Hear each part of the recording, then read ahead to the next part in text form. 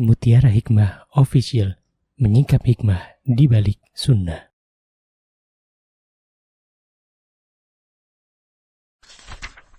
Salurkan donasi terbaik Anda untuk mendukung dakwah Mutiara Hikmah Official. Mari siapkan bekal akhirat kita. Jangan lewatkan kesempatan emas ini. Ayo kita berkontribusi dalam program pembangunan Masjid Mutiara Hikmah yang dibina langsung oleh Ustadz Hanan Yasir MA dan Ustazah Imro'atul Azizah.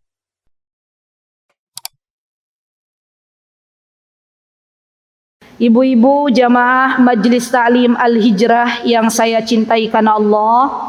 Alhamdulillah pada pagi hari ini yang biasanya tempatnya di mana kita belajar? Masjid Syuhada. Hari ini healing sebentar ke Masjid UGM. Nah, ketika panjenengan masuk kampus, ya, maka sebenarnya ada kesempatan untuk berdoa kepada Allah Subhanahu wa taala. Mbok pilih panjenengan punya cucu, berdoa sama Allah. Lihat kampus UGM, ya Allah, semoga nanti cucuku bisa belajar di sini. Gitu enggak ibu-ibu? Ya. Ya Allah, semoga nanti cucuku jadi rektor UGM. Masya Allah. Ada yang cita-citanya pengen punya cucu jadi rektor UGM. Lah, doa itu adalah cita-cita. Apa yang kita rasakan pada hari ini ibu-ibu itu adalah doa-doa kita. Doa-doa kita di masa lalu. Bukankah panjenengan dulu pernah meminta kepada Allah agar Allah berikan pasangan hidup? Lah saniki alhamdulillah Allah berikan pasangan hidup. Maka jangan pernah lelah untuk berdoa. Setiap kali ada kesempatan untuk berdoa, berdoalah kepada Allah Subhanahu wa taala. Dan kita tahu yang namanya doa ibu-ibu itu adalah sesuatu yang bisa merubah takdirnya Allah atas izin Allah. Di dunia ini, di dunia kita hidup niki Bu, hanya ada perputaran antara doa dan ikhtiar. Kalau ada problem, maka di situ kita minta kepada Allah Subhanahu wa taala. Ikhtiarlah dengan ikhtiar yang bagus, berdoalah kepada Allah dengan penuh keyakinan, maka Allah akan berikan apa yang kita minta kepada Allah. Semoga Allah Subhanahu wa taala memberikan kepada kita semuanya kesuksesan di dunia dan di akhirat. Semoga Allah Subhanahu wa taala kumpulkan kita dengan putrah wayah semuanya kelak nanti di dalam syurganya Allah Subhanahu wa taala. Baik, mari kita belajar ibu-ibu tentang bagaimana cara agar kita bisa meraih kehusyuan salat. Sebelumnya saya mau tanya panjenengan semuanya. Di sini ada enggak kalau pas lagi sholat Allahu Akbar dengar guntur gitu ya. Pas panjenengan paginya habis nyemur baju. Nah, sholat Allahu Akbar jeder. Ada enggak yang sholatnya tetap khusyuk? Hah? Tetap khusyuk? Mboten. Lo yang keinget napa? Jemuran. Subhanallah. Gitu ya Bu ya? Atau Allahu Akbar sebelum sholat nyenengan masak apa? Masak di dapur. Ya pas nyalain kompor perasaan udah dimatiin. Sholat Allahu Akbar. Ya setannya membisikkan ke telinga kita, kompor ki lho ketok urung mati. Nah, pas takbir Allahu Akbar ada nggak kepikiran kompor dimatikan belum ya? Pernah Bu begitu? Pernahnya pernah apa sering? Nastaghfirullah wa natubu ilaih. Satu lagi contoh. Pas jenengan sholat duhur, ya, pas jadwal penjemputan anak. Ya. Allahu Akbar. Duh, anakku kepiye di sekolah. Ya. Pernah kepikiran begitu? Pernah. Artinya sholat kita belum khusyuk. Orang yang diberikan kehusyuan salat oleh Allah, maka Allah berikan taufik untuk benar-benar fokus dengan apa yang dikerjakannya. Bu, pernah enggak zaman dulu waktu mau masuk universitas atau mau ujian sekolah baru atau pas ujian Eptanas zaman dulu. Terus kita masuk tuh ke ruangan, masuk ke ruangan mengerjakan tugas. Saya tanya jujur, yang diingat ibu-ibu jemuran apa soal yang ada di depan? Jemuran yang lagi dijemur apa soal yang ada di depan? Kenapa bisa begitu? Saya tanya, kenapa kita kalau pas di ruang ujian bisa lebih fokus? Kenapa, Bu? Betul, takut ndak lulus ustazah, takut nilainya ndak bagus. Sami, Bu, kita sholat bareng, sholatnya sama teman-teman, misalnya berjamaah, Allahu Akbarnya bareng, imamnya bareng, tapi nilainya berbeda di hadapan Allah Subhanahu wa Ta'ala. Tergantung dari apa ustazah? Tergantung dari kehusyuan yang ada di dalam hati kita. Jadi mari kita evaluasi diri kita masing-masing. Kenapa saya pas di tempat ujian bisa fokus mengerjakan soal? Karena takut nggak lulus. Sekarang pertanyaannya, kenapa saya ketika sholat koyo masih nggak fokus? Apakah ada rasa khawatir sholat kita ini nggak lulus di hadapan Allah Subhanahu wa Ta'ala? Subhanallah, Nabi kita Muhammad sallallahu alaihi wasallam, beliau pernah berjumpa dengan seorang laki-laki yang sholat, kemudian akan keluar masjid bertemu dengan baginda Rasulullah SAW. Maka Rasulullah berkata, sholatlah engkau kembali. Kemudian ia sholat kembali, bertemu dengan Rasulullah SAW. Kemudian Rasulullah berkata, sholatlah engkau kembali, sesungguhnya engkau belum sholat. Maka laki-laki itu pun bertanya, kenapa ya Rasulullah? Aku sudah sholat dan engkau mengatakan belum sholat. Maka Rasulullah pun mengatakan, karena engkau belum khusyuk di dalam sholat. Dan dari sini Rasulullah SAW menjelaskan bahwa khusyuk itu terletak pada tumakninah. Apa itu tumakninah, ibu-ibu? Tumakninah meniko artinipun tenang, berhenti sejenak di dalam gerakan sholat meniko tumakninah. Jadi khusyuk secara bahasa itu artinya tenang, secara istilahan itu artinya tumakninah. Tumakninah itu sami tenang, tapi bagaimana cara kita melihat tumakninah? Orang khusyuk kalau sholat dari gerakannya saja menunjukkan dia tenang, tidak tergesa-gesa. Apakah cukup tumakninah saja ustazah? Mboten. Karena para ulama menjelaskan khusyuk juga berasal dari dalam hati. Belum disebut khusyuk walaupun gerakan sholatnya setenang-tenangnya gerakan, tapi kalau belum menghadirkan hati di dalam sholat maka belum disebut khusyuk.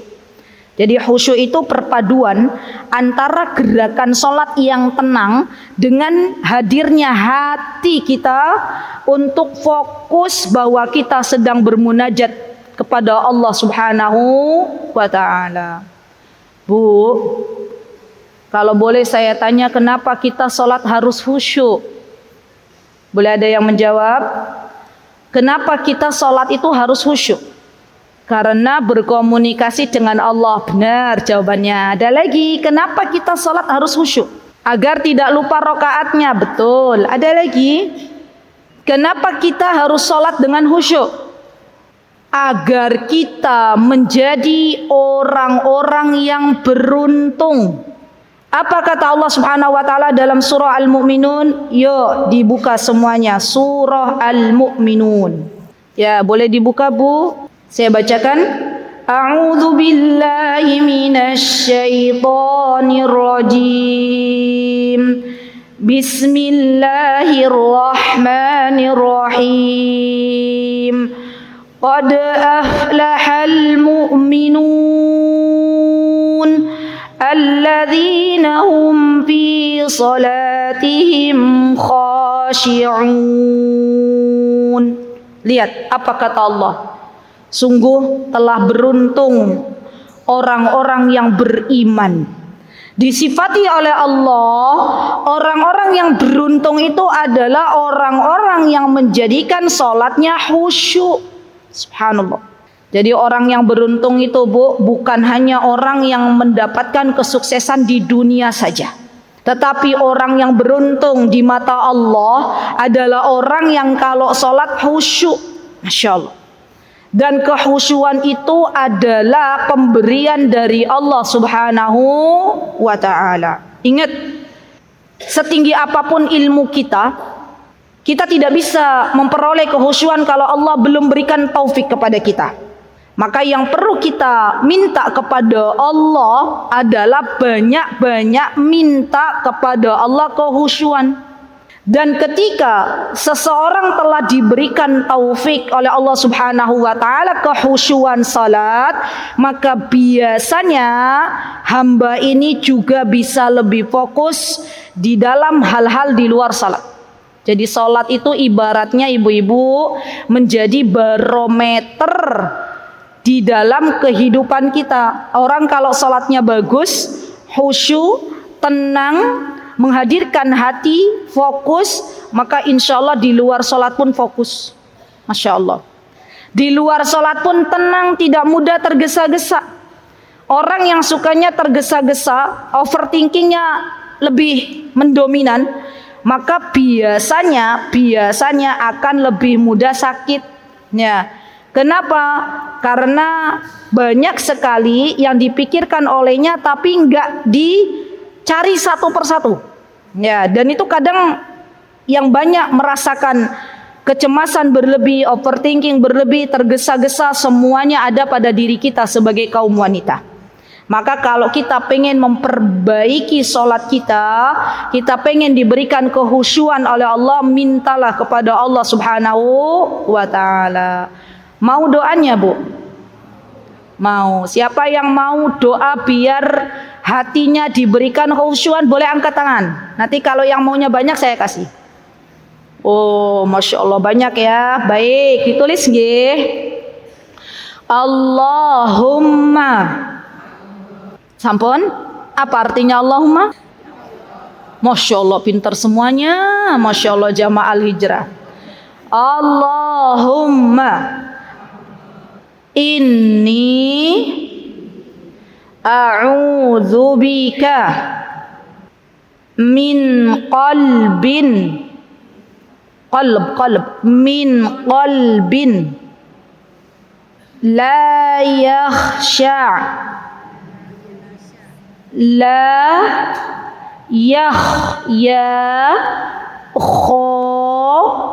shin ain.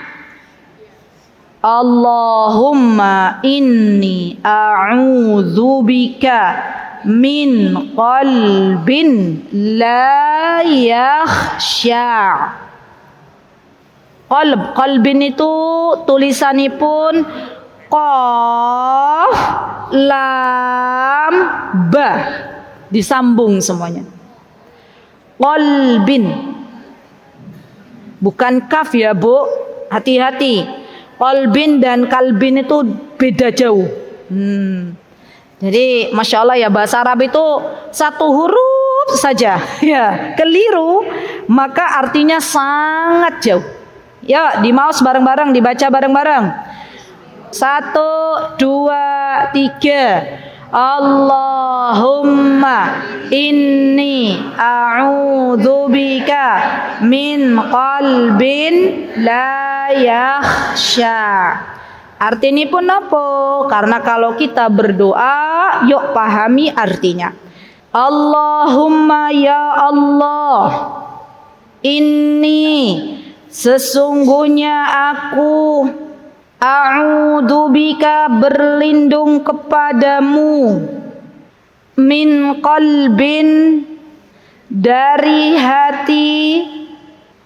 Qalbin itu hati. La yakhsha, dari hati yang tidak pernah khusyuk. Hadis ini adalah hadis yang sahih. Jadi bisa kita pakai doanya dibaca sehari-hari. Itu doa yang pendeknya, Bu. Saya bacakan yang panjangnya. Allahumma inni a'udzubika min qalbin la yakhsha wa min du'ain la yusma' wa min ilmin la yanfa' wa min nafsin la tashba' wa na'udzubika min haula'il arba'. Itu panjangnya. Ibu-ibu mau yang pendek napa yang panjang? Pinter. Kalau doa maunya pendek tapi surga maunya firdaus. Masya Allah, orang Indonesia itu keren-keren. Ya, di mana-mana, bukan hanya di Majelis Ta'lim Al-Hijrah. Saya kalau ngasih doa nih kok, Bu, mau yang pendek apa panjang? Pendek. Surga maunya apa? Firdaus. Masya Allah. Ya, sudah, yang pendek aja, bener nih Bu, yang pendek aja. Doanya bagus loh. Ya, doanya itu kita minta 4 perlindungan kepada Allah. Ya Allah, aku berlindung dari hati yang tidak pernah khusyuk, berlindung dari ilmu yang tidak bermanfaat, berlindung dari doa yang tidak didengar oleh Engkau, dan berlindung dari nafsu yang tidak pernah kenyang. Bagus napa bagus? Bagus. Tapi kan panjenengan maunya yang pendek. Ya pun yang pendek mawon, yang penting diamalkan. Baik, sekarang kita belajar penyebab sholat kita enggak khusyuk niko nopo. Kita belajar. Yang pertama, Bu, penyebab sholat kita mboten khusyuk meniko biasanipun karena hati lebih sibuk dengan dunia. Subhanallah. Karena hati sibuk dengan dunia. Contoh Bu. Contohnya apa? Oh iya, misalnya ada orang jualan. Ya, orang jualan, boleh nggak jualan? Boleh. Nggih, mboten napa-napa. Tetapi kalau waktunya salat, jangan sampai dunia itu dibawa ke salat. Ya, waktunya salat keingat orderan, closingan. Nah, itu yang menyebabkan kita tidak khusyuk. Nah, yang kedua, penyebab sholat tidak khusyuk selain karena faktor dunia yang lebih mendominasi dalam kehidupan kita. Yang kedua, faktor yang menyebabkan kita tidak khusyuk adanya was-was dari syaitan. Was-was dari syaitan. Jadi syaitan itu bertugas di dunia ini membisik-bisikkan manusia agar sholatnya nggak khusyuk. Memang tugasnya syaitan. Ya. Dan kalau kita tidak memperjuangkan kehusyuan dalam sholat, rugi, Bu. Karena nilai kita, kualitas kita di hadapan Allah Subhanahu wa ta'ala untuk sholat kita itu dinilai dari kehusyuannya. Ada orang yang mendapatkan nilainya 9,9, ada yang mendapatkan nilainya 8,8, ada yang mendapatkan nilainya 7,7, ada yang mendapatkan nilainya 1. Kita mau yang mana? Bukankah kita di dunia ini, teman-teman, sedang mengumpulkan bekal? Ingat kejadian kemarin, ya, belum lama ini ada saudari-saudari kita para perempuan, ya, kita doakan mereka, Allahumma ghfir lahun warhamhun wa'afihim wa'fu anhun wa akrim nuzulahun wa wassi' madkhalahun waj'al quburahunna raudhah min raudhatil jannah. Ingat kemarin kejadian KRL? Masih ingat enggak, Bu? Dengan kereta cepat, ya, yang akhirnya ada berapa yang meninggal dunia? Sekarang sudah 15. Ya, dan itu perempuan. Nggih mboten? Nggih. Mereka dipanggil oleh Allah Subhanahu wa taala. Ujiannya udah lulus, ya. Kita sekarang masih berada di dunia. Masih ada kesempatan untuk mengumpulkan bekal. Maka mari yuk kita kumpulkan bekal kita lewat kehusyuan sholat kita. Karena Allah itu akan melihat seberapa khusyuk sholat seorang hamba, dan Allah akan berikan pahala sesuai dengan kehusyuannya. Jadi kalau ada was-was dari syaitan, Bu, ya, maka di antara jalan keluarnya adalah kita lawan. Itu ada satu buku, Bu, judulnya Melawan Was-was dari Syaitan. Dan biasanya yang terkena was-was syaitan ini kaum wanita, para muslimah. Panjenengan pernah mboten menemukan ada perempuan sholatnya takbirnya berkali-kali? Allahu Akbar. Udah kan, Bu?